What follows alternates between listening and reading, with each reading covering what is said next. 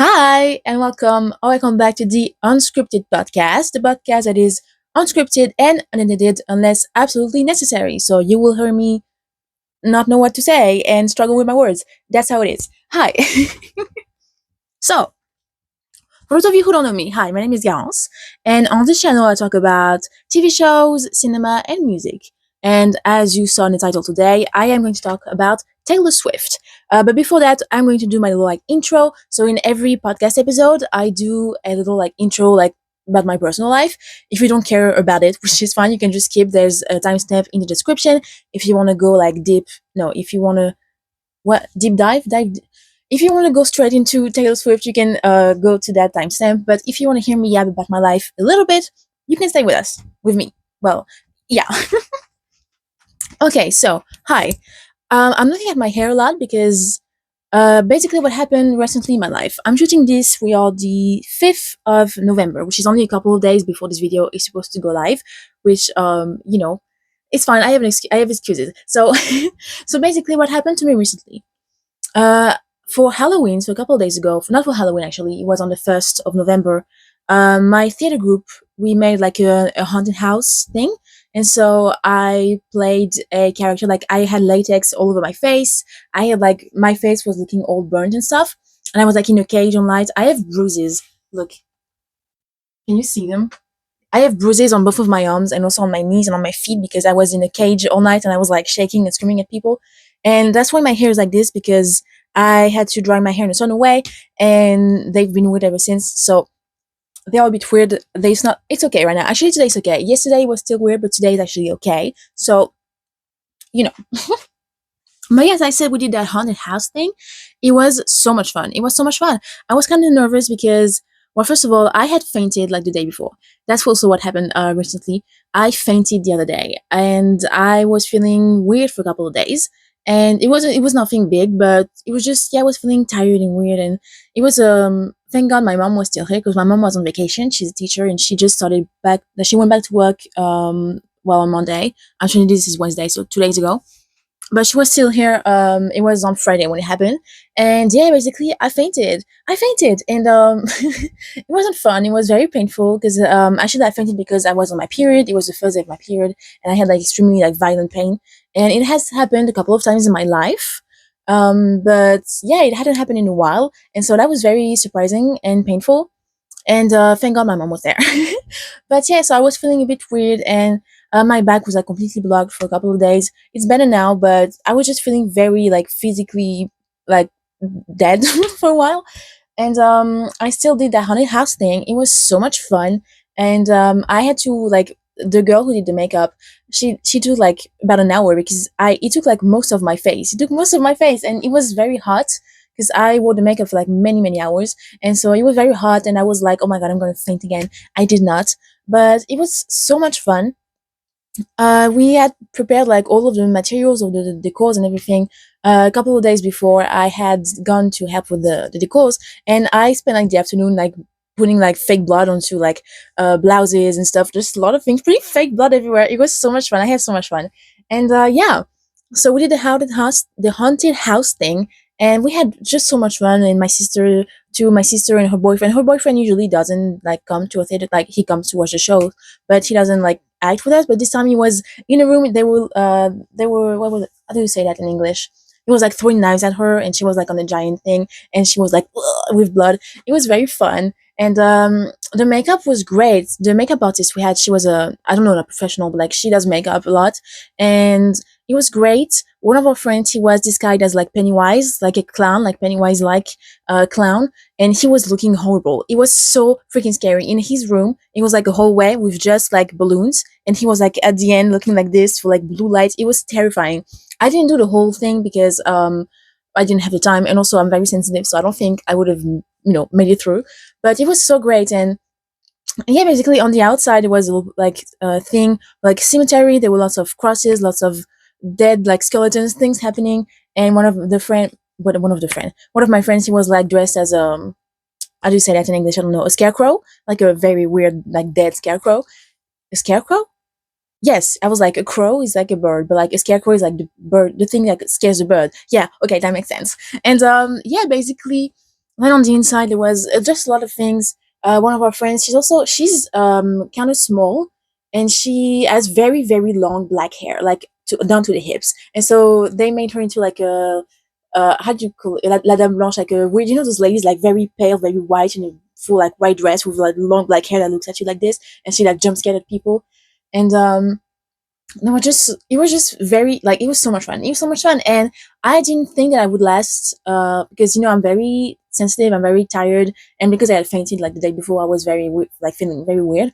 So I didn't think I would like make it through the whole thing, but I did. I did, and we had a lot of visitors. We had a lot of visitors because we are a small theater group, and so we did a lot of like, there was 200 visitors, which is a lot for us. So it was incredible. And there were lots of like, there was not only like the haunted house, there was also a makeup stand, there was a magician, there was games. We made like games that they could play for free.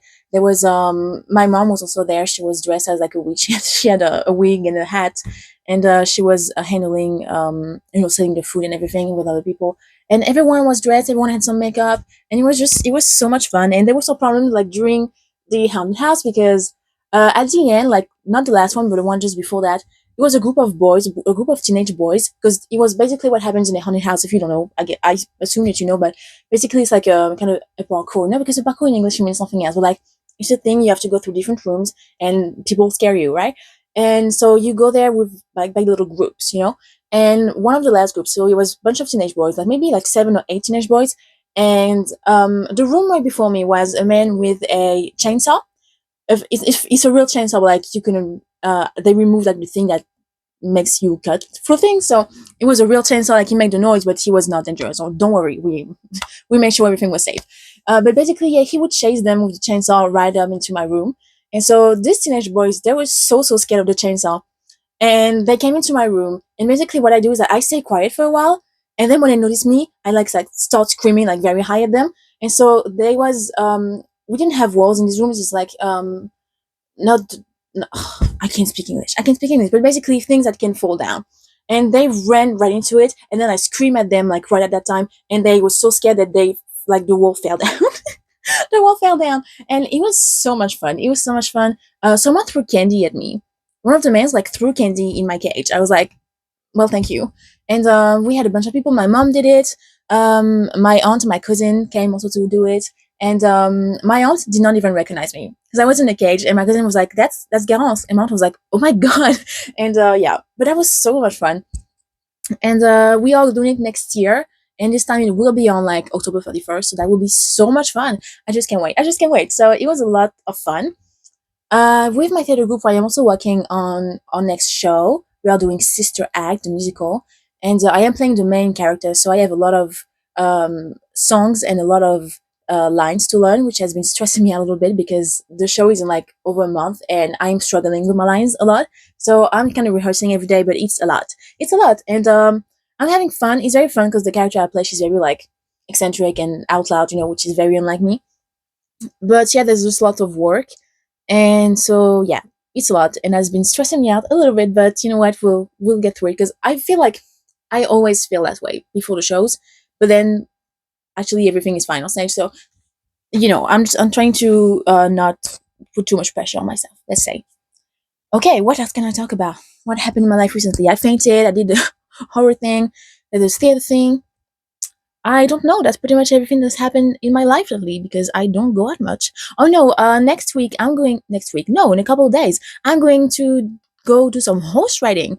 Because one of our friends from theater group, she lives very much nearby, like 5 minutes by car, a bit more by bike or by foot. But basically, her and her mother, they own a like a ranch, a horse ranch, and they give like horse riding lessons. And so I'm going to go there, not tomorrow, the day after that, to take a horse riding lesson with her, because I think I need that. I need to go out and see people. I like horses, and I just, I'm a bit depressed. I've been very depressed lately. So I feel like I need to, I'm doing everything I can to reduce my anxiety as much as possible. So if that means horse riding once a month, that's horse riding once a month if we can afford it. Because, But yeah, anyway, is that it? I'm looking around as if, can I get a clue or something else to talk about my life? Yeah, no, not much has been happening. I've been very tired and depressed and anxious. like what's new. I'm feeling better right now, so that's why I'm shooting this little video. But yeah, okay. Well, let's go into Taylor Swift then. So I have, again, as usual, my computer. You can't see anything. My computer. And as you saw in the title, today we are talking about Taylor Swift and criticism around Taylor Swift. So I feel like I have to make a disclaimer because, this video is not about slandering Taylor Swift. It's not about praising Taylor Swift. It's about looking at her and her work through a more like nuanced look. I said, because I recently made a review of her album, The Life of a Showgirl, and I also talked about her in the last episode of Unscripted, where we talk about albums and the right length in between albums. And so I was very interested in talking about Taylor Swift and the criticism around her, because of this last album releasing recently, there's been a lot of discourse around her, and I really wanted to explore that, but like in a way that was not biased. So I really wanted to go through like things about her and so like create a debate. I think you do that in America. You have like debate teams and stuff. Basically, yeah, I'm gonna have I'm gonna show you, but like you won't see on the screen. Like basically I have one side with like an argument, something about like a statement about her, and then I have a category for and a category against. And basically I'm just going to try to look at her and criticism around her, and try to find, like, saying I agree, I disagree, try to understand all point of views. Because something I didn't care for about the recent discourse about Taylor Swift is how biased it is. It's like it's one extremity or the other, and there's no nuance. And you can criticize someone and still like their work. You can maybe like that's gonna work and then the other work. There's just so many ways of talking about art and people and artists, and lots of people on the internet is like everything is polarizing. You either like this or that, and there's no in between, there's no nuance. And I really wanted to look at Taylor Swift through a lens, yeah, that was more nuanced and balanced and less biased, because I have my opinions about Taylor Swift, but also I don't care that much, because at the end of the day she's just a singer and she's not part of my life. I don't know her in real life. I have no, like, she doesn't impact my life that much. So yeah. So if you are a Taylor Swift fan, if you're not a Taylor Swift fan, it doesn't really matter. I'm not looking to offend anyone. I am just looking to look at Taylor Swift in a more biased way. No, less biased way. I can speak English. Anyway, let's dive in. How many do I have? One. What did you do? Oh my god. Sorry, I can't use my computer. 1, 2, 3, 4, 5, 6, 7, 8, 9. I have, if I count it well, because my computer is weird, I have 9 like arguments, like straight statements about Taylor Swift, and I will be doing the same thing every time. So you'll see. First of all, the first one I have is Taylor Swift writes cringe/bad lyrics. I'm gonna start with the for, and then I'll do the against. So if let's say I agree with that statement. My Taylor Swift writes cringe or bad lyrics. What can I find in my opinion, in also like the internet in general, like what the general feeling is about that? So if I had to agree with that, I would say that yes, some of her lyrics are kind of ridiculous. We've seen it with The Life of a Showgirl when she says, what does she say? She says, did you girl boss too close to the sun? There were the lyrics of Woods and everything. The lyrics of, in the last album, The Tortured Poets Department, she talked about, you wouldn't last a day in the asylum they raised me in, or just things like this. I would go back to the 1800s, but like without the racism. And it's like, yeah, those lyrics are kind of ridiculous. And mind you, it, like, no way. I was trying to reason already. No, I'm just going for the, like, I agree with that segment. We'll do the rest after. I also noted that these lyrics are ridiculous, but also that she calls herself the English teacher. She recently got engaged, congratulations. And she, like in the caption of the post, she says, your English teacher and your PE teacher are getting married.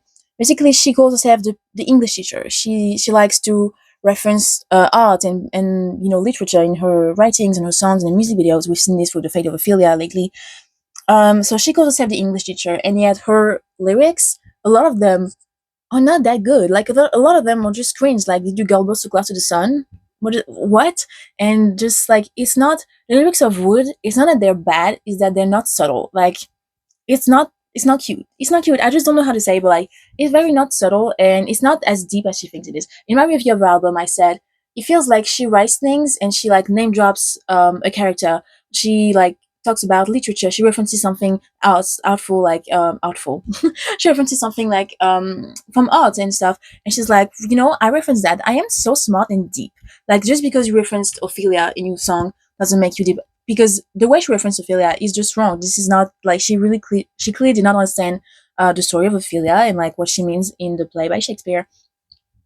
And a lot of people have made entire videos about this. I am not an expert on that, but even I knew that that wasn't really like the vibe of Ophelia. Like, that wasn't really the story. So yeah, she calls herself the English teacher, and she basically, I don't, just calling yourself the English teacher is like you think you're better than everyone. I don't know. I just don't really like that, especially if you're going to reference to like Ophelia and other characters not in the right way. Um, so yeah, some of her lyrics are just weird. She has written good lyrics, don't get me wrong, but a lot of them are just they cringe and they're kind of bad, and it's like, you have done much better. I've only listened to the last two albums recently.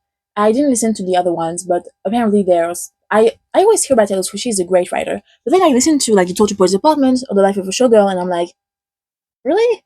Because that's not the albums you have to listen to, I guess, if you want to have good lyrics. Because there are some nice things, but a lot of them are just kind of cringe or kind of out of touch with reality, or just kind of, I don't know. I just didn't like a lot of them. It wasn't subtle. It wasn't great. It was, yeah, as I said, it's giving like a 14-year-old that's like, I referenced Ophelia, so I am so deep. It's like, you referenced it wrong, and it's not that deep. Lots of people make references to literature. That does not make you an English teacher. Like, doesn't, like, I don't know. I don't know. It does, yeah. Okay. Let's go for the I don't agree side of this argument. So let's say I don't agree that Taylor Swift writes cringe/bad lyrics. First of all, we have to remember that those are just song lyrics. And yes, sometimes maybe they cringe. Is that the end of the world? No, because those are just songs. And also, it's not that serious. It's really not that serious. It's just like, did you go so close to the sun? Yeah, it's kind of ridiculous. Is it the end of the world? It's kind of funny. It's kind of funny. I'm not gonna lie. It's kind of funny. Did you go so close to the sun? That's words that will never be like, what's the saying? Like, no man has ever heard those words. Or those words are not in the Bible. Like, these kind of things. Obviously, those are kind of cringe, but like, is cringe that bad? Is it? I think it's kind of okay also to be cringe sometimes. Like, I am cringe a lot, and like, it's okay. It's not the end of the world. And yeah, maybe you find it cringe, but like, maybe some people don't. And is it the end of the world? No, absolutely. It's not that serious. And I also said, yeah, she was a teenager. In a lot of those songs, the early ones, she was a teenager when she wrote them. So of course they are a bit more cheesy. They are a bit more how can I say, like, not like easy to write, but like, it's less complicated. It's less like thought, not less thought, because she has been putting a lot of thought into her work from the start. But like, she was a teenager, so some of the lyrics are more cheesy, some of them are a bit less constructed.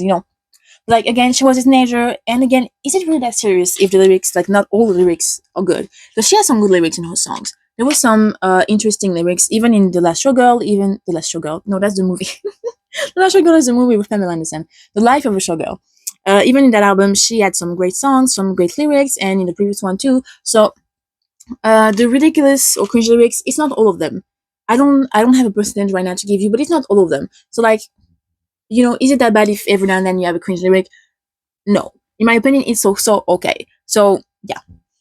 Alright, that's what I had to say about the lyrics part. See, that's what I will do for every argument. I will have a statement, say I agree, and then say I disagree. This way I can look at things from, like, both perspectives. It doesn't matter what I think, really. I'm just trying to see what both categories of people could think. That's what I'm saying. So, okay. Next is who? Taylor Swift is a racist. Is racist. Let's get into that. So let's say I agree with this statement.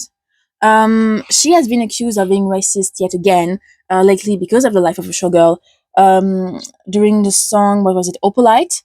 She talks about how her lover was stuck in Onyx Night, but now the sky is opalite something. And if you look at the stones, basically the onyx is like dark, and the opalite is like blue and light and stuff. And a lot of people, and people of color mostly on the internet, has perceived that to be racist because her fiance's girlfriend was black, and most of the girls he dated were black. And so it was giving kind of like, oh, you were stuck with the black girls, but now your sky is opalite because I'm white and I'm here and I saved you from the black girls, basically. That's kind of like what people thought. I'm not saying I agree. I'm not saying I disagree. I'm just saying that's what people thought. And yeah, so there was a lot of discourse, and because she has, like, her being racist has been brought up a lot in the past. She has a lot of controversies. She posed with that guy with like the what's it called, the Nazi cross. I don't remember how you call it. And she has a very thing, like she have a weird thing with politics. Was like she didn't speak about politics for a while, but it kind of turns against her because now people thought she agreed with, because she always has been like the how do I say this? Like people who are homophobic, people who are racist, they have always taken her as like one of the examples because she's a blonde white woman. A blight, actually, could be what. She's a blonde white woman, and she has always been kind of seen as like, superior, people with white skin, people with blonde hair, like the Aryan race, they kind of been seen as superior to other people, especially people of color. And so she has always been kind of taken as an example of that by many groups of people. And even though she doesn't agree with it, for a while she didn't say anything. And so people were just kind of like weirded out by that. I don't know everything about you because also I'm pretty young, so all those things happen like when I wasn't really aware of that. Also, I'm not American, so I'm not on the internet. Like I'm not on the same internet. I'm right. So if you have more knowledge about this, feel free to respectfully put in the comments. Like don't disrespect anyone. But yeah, she was associated with this kind of thing for a while, and there was that like the picture, as I said, with the guy with the Nazi thing on a t-shirt, and she just, I don't know, it was weird. And so with this, she kind of like, people were not like happy with that, and I can understand. And a lot of people were saying, oh, but it's just like she's talking about the stone, she's not talking about, like you make everything about race and everything is not about race. But an argument that also a lot of people I've had on the internet is that she knows what she's doing. She knows what she's doing because she has done that a lot. She knows, like, one thing we know about Taylor Swift, she knows what she's doing down to like every Easter egg. In like one frame of her music video, you will see this number of thing, and that's a number of the album, and that means this and that means that. But she knows exactly what she's doing at every point of her life, of her career. Every frame that you see has been carefully thought about. And so every lyric that she writes also has been carefully thought about. So didn't she know that this would be received that way? Didn't she think about it? I don't know, but she knows what she's doing with like a lot of things. So like suddenly we can forget about that. Like she knew what she's doing about everything except that one sentence, except that one song. Yeah. And the other thing I wrote is, yeah, associated with MAGA. So as I said, she's been sort of like appropriated by this group of people to represent a sort of like better, superior race. And she's been associated with MAGA a lot lately because I don't know the whole story. As I said, I'm not on that side of I'm not on the American side of the internet too much. But yeah, one of her best friends or something like this is MAGA. He's like openly like supporting Trump and all of these people. And although she has multiple times said she doesn't vote for Trump and everything, she's still like very good, like openly good friends with people who are MAGA, who are supporting Trump. And that just does not sit right with some people. Because, well, these people, I hate to break it to you, they are racist, they are homophobic, they are transphobic, they are misogynistic, we can go on. So the fact that she's openly like friend with people like that, it's like, and then she made that song called Cancel on the last album, where she said, I like my friends cancel, like in the midst of scandal. It's like, it's not a scandal that you're supporting like MAGA. It's just, it's not scandal. It's like hatred. It's discrimination, so like just saying, I like when my friends kind of like badly perceived by the public. Your friends are not badly perceived by the public because they might have done something wrong, because they said something wrong, because they are fucking racist, right? So, right. I'm gonna go into the I disagree with that statement. So I disagree that Taylor Swift is racist, and I only wrote not that serious, as in maybe we can like say, yeah, maybe those song lyrics, she was not thinking about that, and people are just like misinterpreting. And that's all I have about this. So I don't know. Again, I don't want to go into my opinion too much. I'm trying to stay like, as neutral as possible. But that's from what I've gathered on the internet. Some people were saying it's not that serious. She just wrote those lyrics, and people are like, people of color especially, are like interpreting it like to the most. That's the whole thing I could find about disagreeing with that statement. So that's what I'm gonna say. Now the next one. Taylor Swift is male-centered. Let's say I agree with that statement. I wrote, most of her projects, so like hit songs, are about relationship. And that is true. Even this last album is called Life of a Showgirl, and we barely talk about being a showgirl. It's mostly about her fiance and how she was saved by her fiance from spinsterhood, and how she's in love with his like what's her red tree oak, like when she talks about his dick, but like she says it's a tree, and it's like, okay. And yeah, so that's what I said. Yeah, the last no, well, I keep wanting to say the last showgirl, the life of a showgirl is mostly about men. Most of the songs are about relationships, failed relationships, happy relationships, and even Ophelia, as I said, which is a character from a Shakespeare play. She's being referenced to as like, oh, you saved me from the fate of Ophelia, because Ophelia, she drowned, like she killed herself and she drowned, and saying basically, you saved me. I was going to kill myself because I was single, but like you saved me, so now like you're my savior and I don't have to die because I'm single. When, as I said, that's not really the story of Ophelia, but whatever. But yeah, just talking about this last album, but in every other album, she has songs about relationships and about men's about men, and about yeah, how she hates one man, how she's in love with one man, etc. And we'll go on, like I disagree with a lot of that too, but we'll go on that in the other part. But yes, a lot of her most famous hits, like Blank Space, about being perceived by the public, but it's about her relationship, like in relationship to her relationships. The Fate of Ophelia, that's her last single, is about a man saving her from sisterhood. The last song was like the last single from the Tortoise Boy Department. That was Fortnite with Post Malone, and it was again, it's about a love song, I believe. I don't remember exactly, but it's about, yeah, I met you. Was it I met you for a fortnight, something like this? So it's about meeting someone. It's about, being in a relationship with love with someone. Um, it's just a lot of her songs are hit songs or singles, because I don't know that much about like her other songs, like if they're not singles. It's a lot about relationships. It's a lot about boyfriends, and she's very male centered. You could agree that she's very male centered in a way that, yeah, most of her career she has been writing about her relationships with men, and especially on that last album, which was supposed to be about a showgirl, it's actually mostly about the boyfriend of a showgirl, the fiance of a showgirl, and so that's why people kind of think that she's male centered. Now they say I don't agree with that statement. So I wrote, plenty of songs are not about men. That is also true. She has plenty of songs that are not about men. She has plenty of songs that are about other things. Like I'm thinking her biggest song might be like Shake It Off. And it's not about men, it's about the haters and like shaking the haters off. And she has a lot of songs, even on this album and on stuff like on the other albums, that are not about men, that are about her friends, that are about her, that are about fake love stories. I think, like, was it folk or something? She wrote songs about, so like love stories, but not about her. It was, she used characters to talk about things. Um, Again, I don't know much about that, so if you have more knowledge, you can respectfully put it in the comments. Yeah, she has plenty of songs that are not about men. And even if she does write about her relationships, that's also a part of being an artist. Like every artist writes about their relationship, and a lot of people, whether you're man or woman, have written about their boyfriends, about their fiancés, about their husbands, and nobody calls them male centered. That's something we'll get into later on.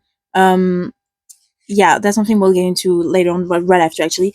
But yeah, she does talk about her boyfriends and stuff, but also everyone does.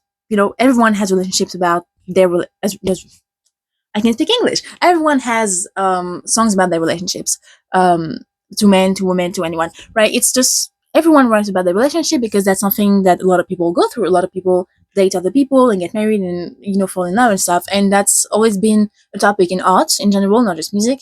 And so yeah, like everyone does it, but when she does it, suddenly she is like male centered. So I can see that also being, we'll talk about it in the next argument, but like I can see, yeah, maybe she writes about her boyfriend, but everyone does. So is everyone male centered? I mean, maybe yes, in this patriarchy that we live in, maybe everyone is kind of male centered, but like, is she more male centered than other people just because she writes about relationships? I don't know. So that's the arguments against that statement. Okay, I'm going fast because we have a lot to talk about, so I don't want this video to be like 43 hours long. The next one is Taylor Swift's criticism is only due to misogyny. Let's say I agree. No, let's say I disagree. No, wait, which one is the first one? Let's say I agree with that statement. Let's say I agree that the criticism around Taylor Swift is only due to her misogyny. So it is true that throughout her career, so she has a very long career. It's been like 20 years. I think this year is like her 20 years debut anniversary, something like this. And it has been something recurrent in her career that she has been discriminated against because she's a woman. As I said, she writes plenty of songs about relationships with men, but when men do it, that's not the same. Like, she's male-centered, but when men do it, oh, they're just relationships. Or there's a lot of things that she does that if a man does it, it's fine. If she does it, it's not fine. And it's the same with a lot of women, right? But we're talking about Taylor Swift specifically here. But like, yeah, that's something that has been recurrent in her career. There's one song I really love from Taylor Swift. It's called "The Man." I don't know from what album it is, but I really like the video was fun, and I really like this song a lot. And it's uh, I I'm trying to find the lyrics from the chorus, but basically she says, if I was a man, then I'd be the man. Like, if I did all the things I do, but I was a man, I would be celebrated so much. But because I'm not a man, you think I'm a bitch. You think And I really like this song, and I think it's a good summary of like what she's been through in her career as a woman. Um, and yeah, it has been something extremely recurrent in her life, in her career, that because she's a woman, she has faced a lot of things that other artists that are not women would not have faced. And that is absolutely true. And you cannot deny that. You have like good examples of that. And again, I'm not like such a Taylor Swift fan in terms of like, I don't know enough about her life, like, her career to like give you lots of examples. So if you have, please, again, respectfully put in the comments respectfully. But like, yeah, she has been through a lot in her career because she's a woman, and you cannot deny that. You cannot deny that. And even I remember watching the comments on that video for the man, people saying, "Oh, she's talking about how she's being discriminated against," but like she's never been discriminated against. Like, you're doing that just right now. You're saying she's lying because she's never been discriminated against. And like, you're doing that just right now. So right, so it's very like, it's a complex, of course, like misogyny is a very complicated topic, but you cannot deny that Taylor Swift, amongst many other women, but in this case Taylor Swift, has been the victim of misogyny throughout her career, and this has like stopped her from doing things. We don't know, again, we don't know about it, but this definitely had effect on her life, on her mental health and stuff. So that is absolutely true, and I totally agree with that, not with the statement, but like with the fact that she has been the victim of misogyny a lot in her career. Now, let's say I disagree with that statement. What could we sort? So let me rephrase the statement. So Taylor Swift's criticism is only due to misogyny. Let's say I disagree. I disagree because I wrote no billionaire is ethical. She's being criticized a lot, especially lately, because Taylor Swift is a billionaire, and that comes with a lot of criticism, and in my opinion, rightful criticism, because no billionaire is ethical, right? She, like, again, don't want to say like, I'm not jealous of her for being a billionaire and stuff like this. Really, I'm trying to stay neutral, right? But people on this net, I tend to agree with that, but people on this net say that basically, yeah, you can criticize her for being a billionaire. And I wrote, being a woman doesn't absolve you from your flaws. She has other flaws that you cannot deny. Also, you cannot deny that she has been through a lot of misogyny. You cannot deny that she also has flaws, and she has also done bad slash how could you say that? Like, critical, not critical. I can't speak English.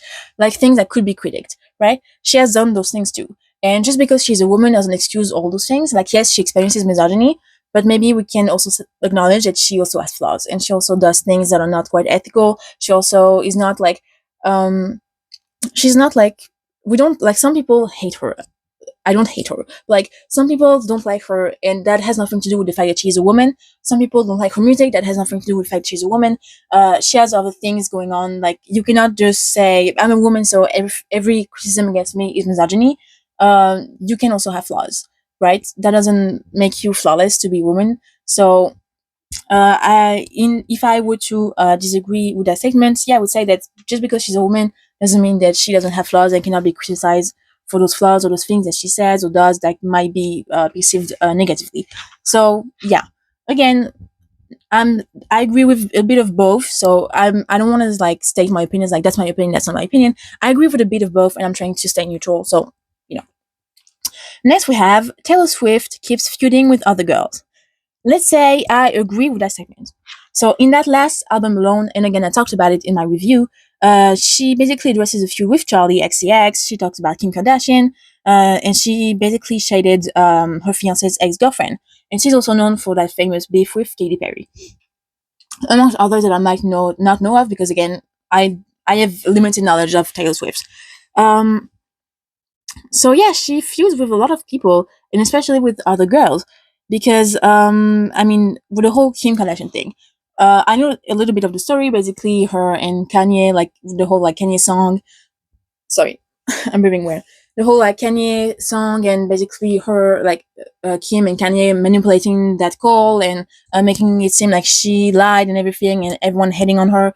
And I kind of know a little bit about this, and yeah, I can understand why she hates Kim Kardashian and Kanye West. I can absolutely understand why, but she does like bring Kim Kardashian a lot. She brings her up a lot. In the last album, not the last, the last of a showgirl. It's getting worse and worse. The life of a showgirl. There's a supposed like shade at Kim Kardashian, and in the last album, like before that, there was a whole song talking about how like her mother wished that she was dead or something. Like that was kind of a lot. As we said, she might be shading her fiance's ex for like the Opalite song of like you were sleepless in the onyx night, but now your sky is Opalite. We talk about it, so I'm not going to go over it again. There's a whole Charlie XX thing, which I didn't know they were shooting that much. But last year, yeah, Charlie dropped a song on her album Brat called Sympathy is a Knife, where she talks about that girl that basically Taylor Swift was dating a band member from the band where Charlie's husband is. My words mean nothing. Those are just words. Basically, yeah, they were in close proximity because their boyfriends were in the same band. And Charlie made a song about how she was insecure, about because she'd never be Taylor Swift, she'd never be as like, mind you, she did not name her, but it was kind of obvious it was her. And so in this album, Taylor Swift answered by saying, "Oh, you're obsessed with me, and like you're in love with me, like it's pathetic and stuff." And again, I gave my opinion on in the review if you really care to hear about that.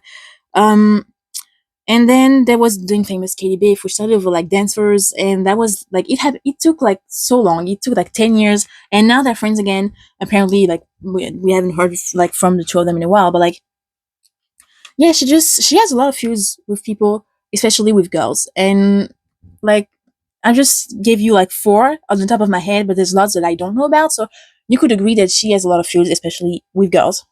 And I say I don't agree with that statement.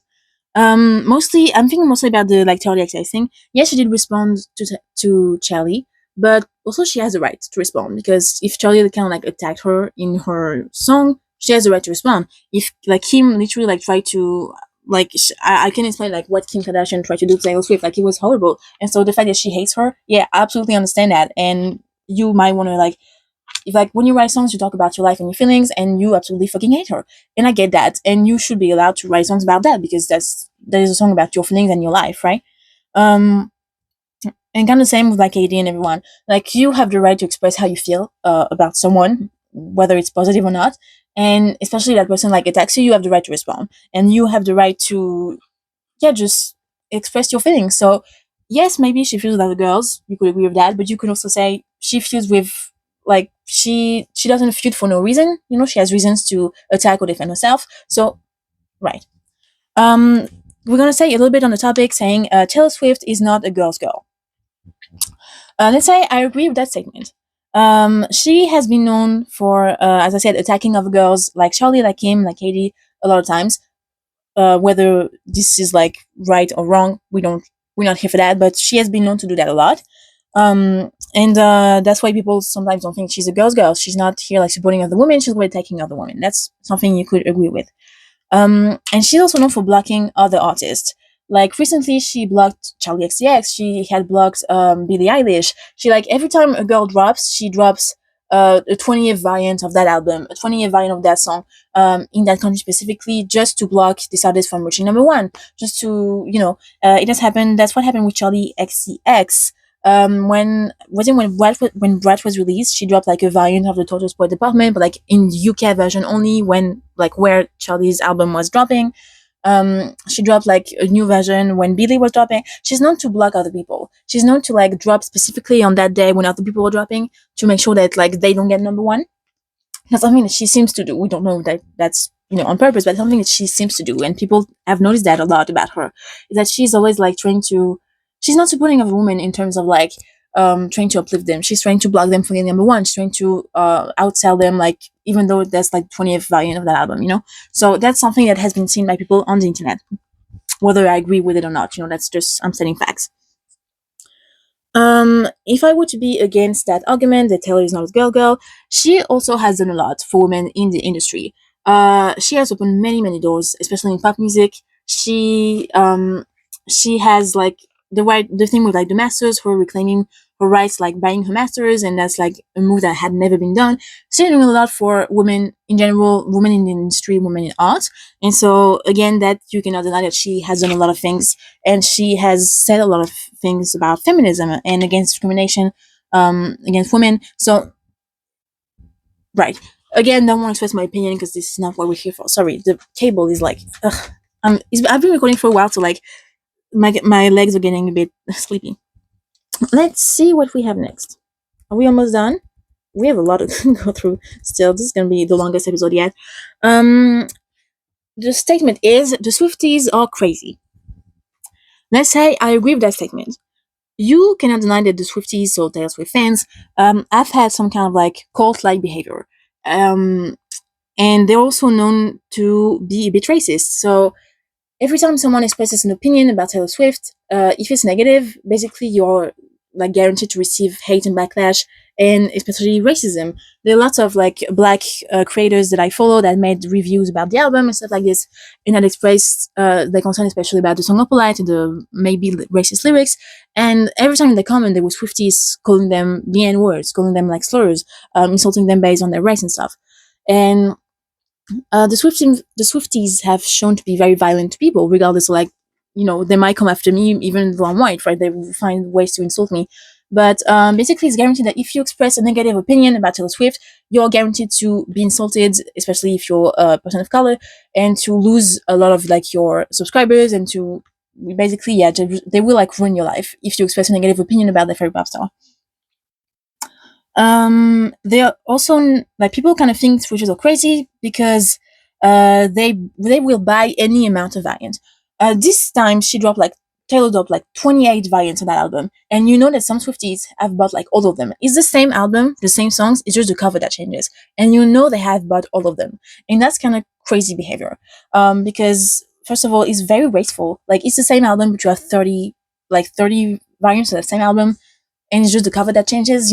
It's very wasteful. It's a lot of money to invest in someone, and it's like kind of crazy. It's very like pro consumerism, like just buy as much as you can, and it's just, yeah, that's kind of crazy. Like I like Beyonce, for example. I'm not going to buy like 25 variants of her album cover. There's lots of artists that I like.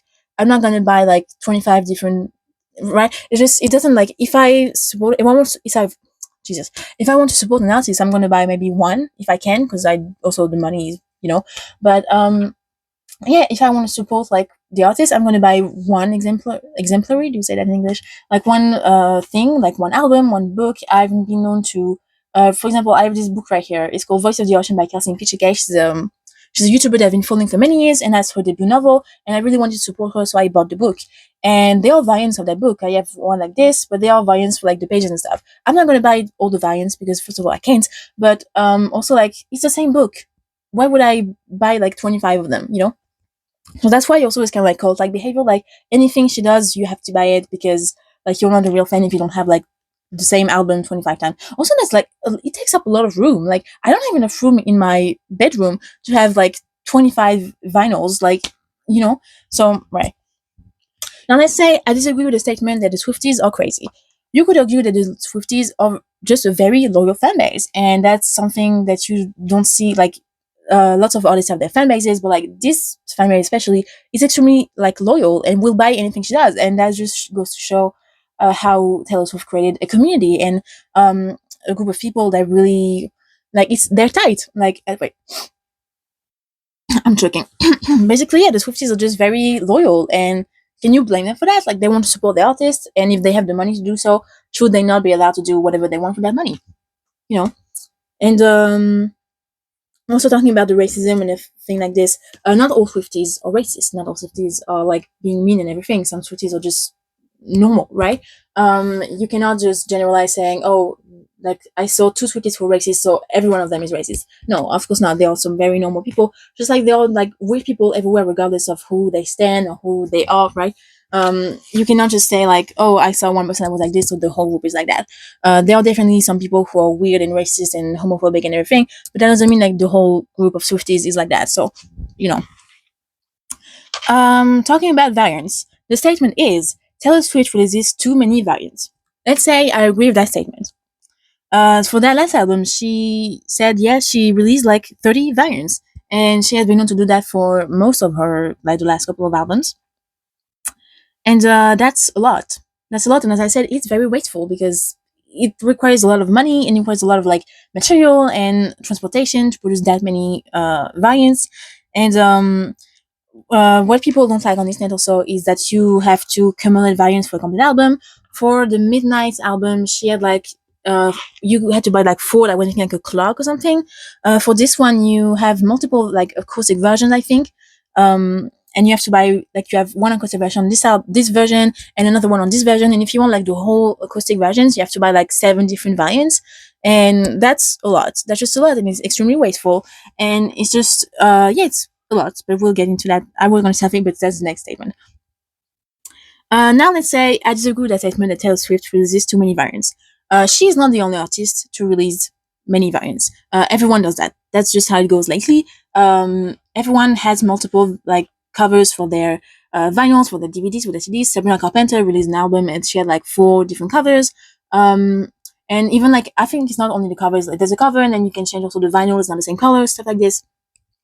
Like every artist does that. Every artist sells a lot of variants, and like she's not the only one to do that. So like, is she the only one getting blamed for that? I have my opinions about that, but again, I'm trying to stay neutral. So she's not the only artist to release multiple variants. Let's just leave it at that. Okay, we're getting to the end. The statement is Taylor Swift is greedy. So let's say I agree with that statement. Taylor Swift is kind of greedy because it's perceived as greedy because she drops every year and she sells a lot. Like she sold like 3 million units in the first day for this album. That's crazy. That's absolutely crazy, and that's a lot of money for her and her team, not just her, but like that's a lot of money. And yeah, she is greedy because she drops every year. She doesn't need all that money. She also just went on like the Eras tour, which was the highest grossing tour of all time, something like this. She has a lot of money. She's a billionaire, as we stated previously. She does not need that money, and yet she drops every year consistently like she needs money, like she needs to pay rent. She doesn't pay rent. Okay, she owns multiple houses, so um yes, this can be perceived as greedy because like why do you need the money? Like what's going on? Can you not like people lately, again, something I said in my review, people are talking about her needs to take a break because she's just gone through like the highest grossing tour of all time and she doesn't have to release every year, and yet she does. She releases every year, and it's like, do you need to do that? Like, do you need the money? Like, what's going? You don't need the money. So why do you do that? Why do you release that many variants? I mean, it's for the stats, it's for the numbers and stuff, obviously, but like it's kind of like really like you're taking so much money from your fans. Like you don't need that money. You're a billionaire, but your fans, they are not billionaires, and you're asking them to buy like 30 variants of the same album when some of them can barely afford rent. And of course, like um you can go, I'm going to go into like the other part. Like they say I disagree with that statement that she's not greedy. Of course she sells all this, doesn't mean that you have to buy it. So again, kind of comes back to the Swifties. Like if you want to buy those variants, you can buy those variants. Like if they want to, they can. If they don't want to, they don't. And like she doesn't force anyone to buy her variants. She doesn't force anyone to spend their money on her. The people are like putting participants in this. They are doing what they want. She's not in charge of everyone and their wallets, right? And you could also argue that she drops every year because like she feeds the fan. She feeds the fan. She drops every year. And like some artists who disappear for like 10 years and then they come back, every year fans have something to expect, whether it's an album, it's a re-recording, it's a tour, it's a video, she is always feeding the fans. And I mean that's great if you're a fan because that means you always have some content to stream, you always have some new video, you always have something to talk about and something to listen to. And so is that a bad thing to drop that much? You know, right. Now the last statement. Whew, this is only like 48 minutes long already, so we're almost done. Taylor Swift is overrated. Let's say I agree with that statement. That Taylor Swift is overrated. Like I kind of said, people will kind of buy anything. People will buy anything from her. It's a variant. It's I swear she could sell like her bathroom water, like Sydney Sweeney did. People would buy that, right? She could sell anything. She could sell like the air around her mouth. Like people could like bottle up the air that has touched her mouth. People would buy it for millions of dollars. And that's kind of like I don't know how to say it, but like that's the parasocial relationship with her is extreme, right? You can like someone, you can like an artist. That doesn't mean that you have to like buy everything about them, buy everything that they sell. Um, and like just saying you could think that she's overrated in a way that like everything she does is like to the extreme. Everything is praised. She's like the most, like the highest grossing this, the most that. She's breaking that record. Is it always ethical? Maybe not, but she's breaking all those records. And like, yeah, that's kind of like the argument you could have for agreeing that she's overrated. Like, people will buy anything, people will do anything. Like, it's a lot, and you have to remember she's also just a human being, and she's just a singer. Like, maybe she's talented in your eyes, but so she's just a human being. She's just a singer, and she's not your friend. She's a billionaire. She's not your friend. So, that's what you could think. Now, let's say I disagree with that statement that Taylor Swift is overrated. A lot of people saying that she's overrated is due to misogyny. Like we talked about in the beginning, she's a victim of misogyny a lot. She has been in her career many, many times, and that's nothing new.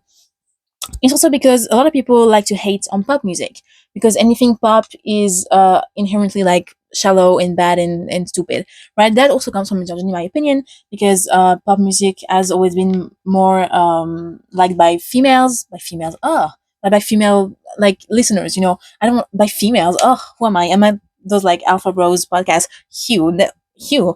Sorry. I was like, the English is failing me today because I said females. Yeah, female listeners, female fans. I've always been like mostly like the ones who listen the most to pop music. There's always been this misogyny around the artists, but also around the fans who like pop music. You remember like the Beatlemania, and the fangirls were crazy and screaming and fainting. The same for Elvis and everything. People always saw that music as like the music for the girls, and everything that is for the girls is stupid. I talked about it on the channel a long time ago. I made a video about rom-coms, and it's kind of the same thing. Like, oh, romance is a genre for girls, therefore it's stupid, therefore we don't care, right? And that's kind of the vibe with pop music in general. And that's also why, because Taylor Swift does mostly pop. I mean, she started with country, but then now she does pop. People just hate on pop artists, not just Taylor Swift. Lots of people. They hate on Sabrina. They hate on anyone that does pop because it's for the girls. And if it's for the girls, it's not that serious. It's stupid, and it doesn't matter, right? And my last argument in this is Taylor Swift is a talented artist. Whether you like it or not, she has broken many records, and she is talented. She has received many awards, many Grammys, many screenwriting. No, many writing awards. So I'm a screenwriter, so every time I see writing, I say screenwriting. Many like writing awards, and she is known to have like she has changed art, she has changed music, she has changed pop culture in many ways, and she is a very talented artist. Whether you like it or not, whether you agree with it or not, you cannot deny that she has had impact on music, on art, and that she's pretty talented. Even just like the shows that she puts on.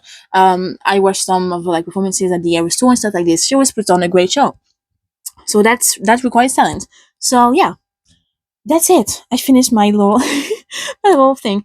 Oh my god, I've never talked that much in my life. But yeah, basically that's the kind of conversation I wanted to have around Taylor Swift. As I said, I have my opinions, and they might have like come through a little bit with the arguments I was saying. But I am really trying to look at things from a more neutral point of view. No one is perfect, and neither am I really. And my opinion is also just my opinion. It's not that important. Again, as I said, she's just a singer. She does not impact my life in real life.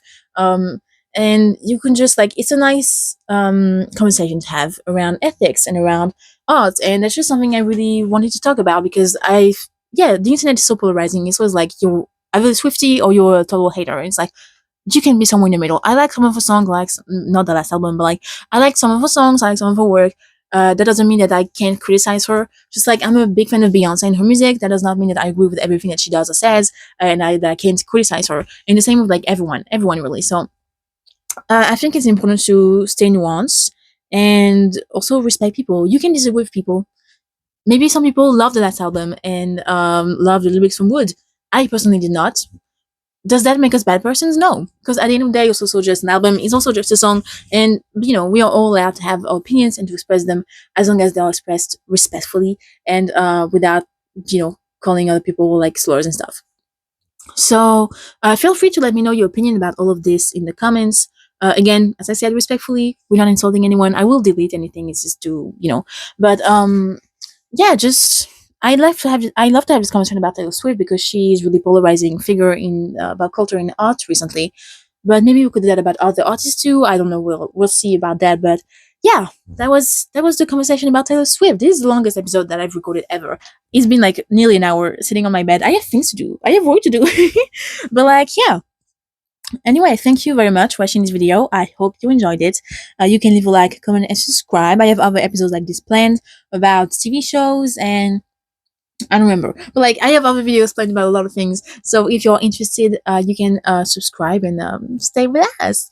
But yeah, thank you very much, and I hope you're having a great day. And I'll see you soon.